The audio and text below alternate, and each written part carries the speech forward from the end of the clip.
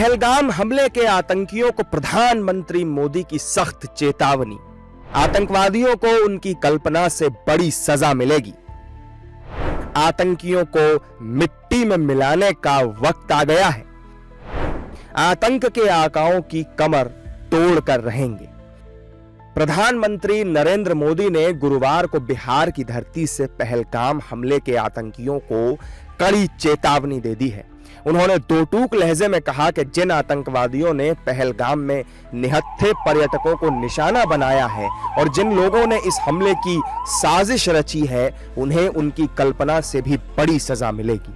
उन्होंने कहा कि आतंकियों की बची खुची जमीन को भी मिट्टी में मिलाने का वक्त आ गया है और 140 करोड़ भारतीयों की इच्छा शक्ति अब आतंक के आकाओं की कमर तोड़कर रहेगी। हमला सिर्फ निहत्थे पर्यटकों पर नहीं हुआ है। देश के दुश्मनों ने भारत की आत्मा पर हमला करने का दुस्साहस किया है। मैं बहुत स्पष्ट शब्दों में कहना चाहता हूं, जिन्होंने ये हमला किया है, उन आतंकियों को और इस हमले की साजिश रचने वालों को उनकी कल्पना से भी बड़ी सजा मिलेगी। सजा मिलकर के रहेगी।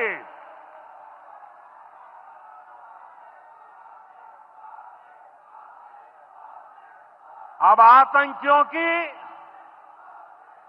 बची खुची जमीन को भी मिट्टी में मिलाने का समय आ गया है।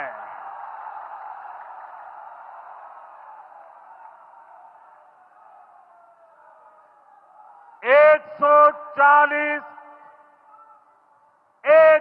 चालीस करोड़ भारतीयों की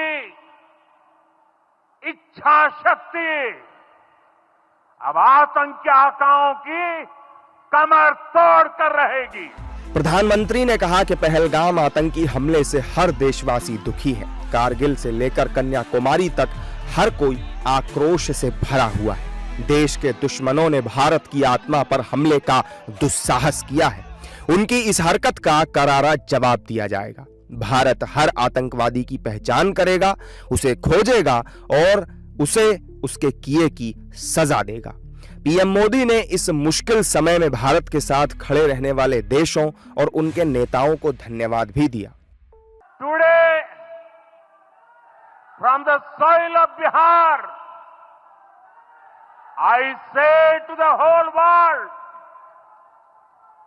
India will identify, track and punish every terrorist and their backers. We will pursue them to the ends of the earth. India's spirit will never be broken by terrorism. Terrorism will not go unpunished. Every effort will be made to ensure that justice is done. The entire nation is firm in this resolve. Everyone who believes in humanity is with us. I thank the people of various countries and their leaders who have stood with us in these times. प्रधानमंत्री मोदी ने पहलगाम आतंकी हमले में जान गंवाने वाले लोगों को श्रद्धांजलि भी दी। पहलगाम में मंगलवार को हुए आतंकी हमले में 26 लोगों की जान गई, जबकि 17 लोग घायल हुए।